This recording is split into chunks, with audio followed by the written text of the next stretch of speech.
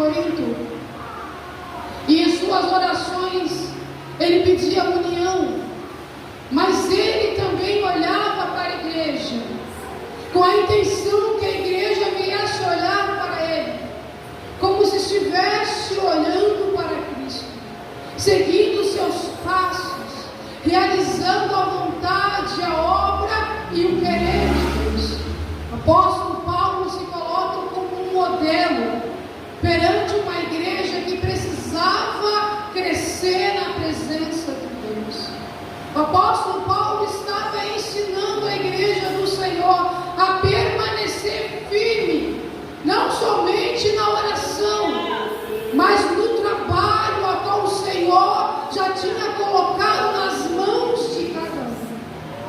Porque servir ao Senhor, servir o reino de Deus, é servir com responsabilidade. Aleluia.